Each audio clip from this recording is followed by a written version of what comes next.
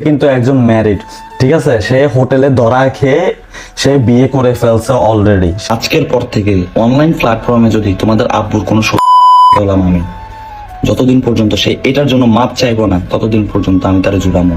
মাথায় রাখো, আল্লাহ যদি আমি আমার ভিডিওতে এই ফানি ভিডিওতে যা দিই না এটা হলো আমার 5%, বাদ বাকি যে 95% না ওটা দিয়ে দিলে মানে এর বেশি। তার আগে আমি একটা জিনিস জানতে চাই যে মানুষ কাকে সাপোর্ট করে, অপবাইকে নাকি ওমরন ফায়ারকে? তো যারা অপবাইকে সাপোর্ট করেন মানে অপবাইয়ের পক্ষে আছেন তারা কমেন্ট সেকশনে 1 লেখেন, আর যারা ওমরন ফায়ারকে সাপোর্ট করেন তারা কমেন্ট সেকশনে 2 লেখেন। হ্যাঁ, ওমরন ফায়ারকে যারা ভালোবাসেন তারা কমেন্ট সেকশনে 2 লেখেন। আজকে কমেন্ট সেকশনে দেখা যাবে যে কার ফ্যান ফলোয়ার বেশি। তো তাড়াতাড়ি কমেন্ট সেকশনে যান আর দেখেন কার ফ্যান ফলোয়ার বেশি, আর অবশ্যই কমেন্ট সেকশনে আপনি আপনার মতামতটা জানিয়ে আসবেন। ওকে, গাইস, এইবার ওমরের বিয়ে ফাঁস করলো টিকটকার অপু। কিভাবে কট খেয়ে বিয়ে করেছে ওমর, তাছাড়াও ওমরকে ওপেন চ্যালেঞ্জ দিয়ে কি বললো টিকটকার অপু ভাই, সেই ভিডিওগুলো আপনাদের মাঝে দেখাবো। এমনকি বন্ধুরা অন্যদিকে ওমরও পাল্টা জবাব দিয়ে অপুকে কি বলেছে, এমনকি অন্যদিকে ফারাবি ওমরকে বউ ব্যবসায়িক নিয়ে কি বললো, সবকিছু এই ভিডিওতে দেখতে পারবেন। এমনকি সর্বশেষ আপনাদের মাঝে উপস্থাপন করব মামুনকে ছেড়ে লাইলা আবারও নতুন বয়ফ্রেন্ড খুঁজে পেয়েছে। তো সবাইকে অনুরোধ করবো ভিডিওতে লাইক দিয়ে শেষ পর্যন্ত দেখতে থাকুন। বর্তমান সময় সোশ্যাল মিডিয়াতে টিকটকার অপু ভাইয়ের সাথে ওমরের চলছে বিশাল আকারে কন্ট্রোভার্সি।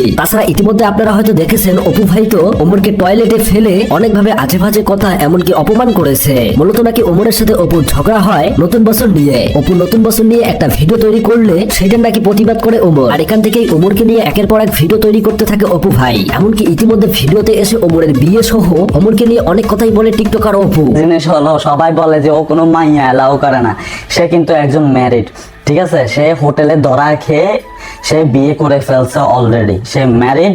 আপনারা যদি আমার কথা বিশ্বাস না করেন, ঠিক আছে, তার বাড়িতে গিয়ে আপনারা গিয়ে দেখে আসেন যে সে একজন ম্যারিড, সে হোটেলে ধরা খেয়ে সে বিয়ে করে ফেলছে। ফেসবুকে কয়েকদিন পর পর একটা ভিডিও আপলোড দিবে, দিয়ে বলবে যে কাপাই দিমু। এমনকি আরো টিকটকে এসে অপু ভাই ওমরকে থ্রেট দিয়ে বলে এখন থেকে নাকি ওমরের সবচেয়ে বড় শত্রু এই অপু। তাছাড়া অপু বলে তার নাকি এক একটা রিলস ভিডিওর জন্য সে লাখ লাখ টাকা খরচা করে।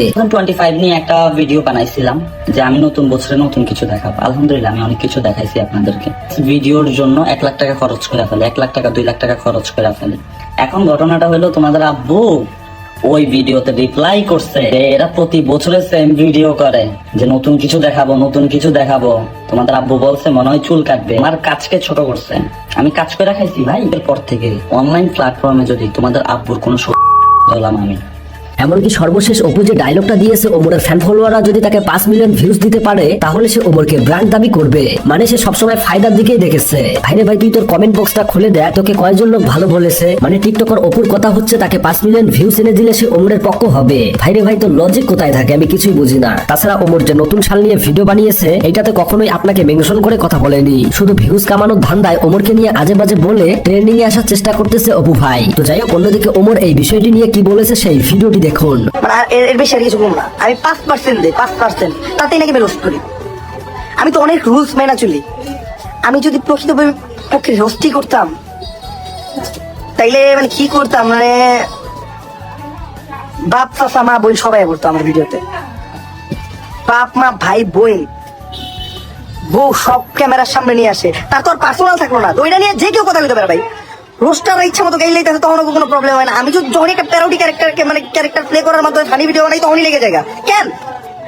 বাইরে ভাই ওমর প্রতিনিয়ত বলেই আসছে তার ভিডিওগুলো ফানি প্যারোডি ভিডিও। সে ফানি ভিডিওর মাধ্যমে কিছু বাস্তবতা তুলে ধরে, আর এইটুকুই আপনারা সহ্য করতে পারেন না। একে তো অশ্লীলতা ছড়িয়ে বেড়াচ্ছেন, ওইটার দিকে খেয়াল রাখছেন না। তো যাই হোক বন্ধুরা, অন্যদিকে আবার এই ভাইটি অপু ভাইকে নিয়ে কি বলেছে সেই ভিডিওটি দেখুন। দেশে ছিল নাফিদ, দুবাইতে যাইয়া একটা গাড়ি নিয়ে আর 2 জন বডিগার্ড নিয়ে গাড়ি থেকে এমন ভাবে নামতেছে আর ব্লাজারে গুতাম কোথা থেকে কোথায় লাগাইবে এইটাই তার হোশ নাই। তো যাই হোক, অন্যদিকে আবার ফারাবি ওমরকে এইবার রোস্ট করেছে। মানে ওমর লাইভে এসে বলেছে বউ ব্যবসায়ী কথাটা নাকি সে নিজেই তৈরি করেছে, তার মাধ্যমেই নাকি এই কথাটা বাংলাদেশে ছড়িয়ে গিয়েছে। আর এর কারণেই ফারাবি ওমরকে নিয়ে মুখ খুলে কি বললো সেই ভিডিওটি দেখুন। এই যে বউ ব্যবসায়ী যে নামটা না, এটা আমার দেওয়া। কি বলো ছোট ভাই, তোমার জন্মই তো হইলো সেদিন, তুমি এই নাম কিভাবে দিলা? আর এই বলা কাপল ব্লগারদের নিয়ে 2-3টা ভিডিও বানিয়ে বলতেছে এই বউ ব্যবসায়ী নামটা নাকি তার দেওয়া। শুকনা পাতা মাতা না খায়। তো যাই হোক বন্ধুরা, ফারাবির এই কথাটা নিয়ে আপনাদের মতামত কি কমেন্ট বক্সে জানাবেন। তো যাই হোক বন্ধুরা, এবার কথা বলা যাক লাইলা মামুনকে নিয়ে। ইতিমধ্যে মামুন লাইলাকে ছেড়ে যাওয়াতে লাইলা নাকি আবারও নতুন বয়ফ্রেন্ডের হাতে গর্ভবতী।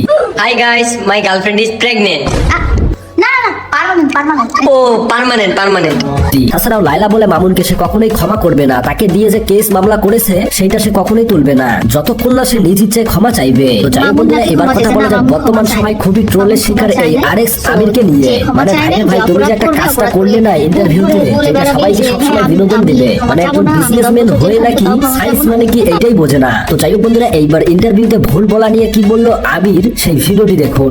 তা না হলে আমি সবকিছু মিলিয়ে অনার্স সেকেন্ড ইয়ারে থাকতাম। হয়তো বা কোনো একটা কম্পিটিশনের পর একটা ইন্টারভিউর মধ্যে আমার মুখ দিয়ে একটা ভুল কথা বের হয়ে গেছে। আসলে আমরা যারা সোশ্যাল মিডিয়াতে কাজ করি, আমাদের মুখ দিয়ে যদি একটা ভুল কথা বের হয়ে যায় বা একটা রং কথা বের হয়ে যায়, তাহলে এটা নিয়ে আকাশ পরিমাণ সমালোচনা শুরু হয়ে যায়। তো যাই হোক বন্ধুরা, আমিরের এই কথা শুনে আপনাদের মতামত কমেন্ট বক্সে জানাবেন। তো এবার সর্বশেষ কথা বলা যাক জিসান ব্রো মাথা ন্যাড়া করার কারণে অনেকেই বলছে সে হিন্দু হয়ে গিয়েছে, আবার অনেকেই তাকে জনি সিং নামে ডাকতেছে। কিরে বেটা, নতুন বছরে কি করলি শুরু?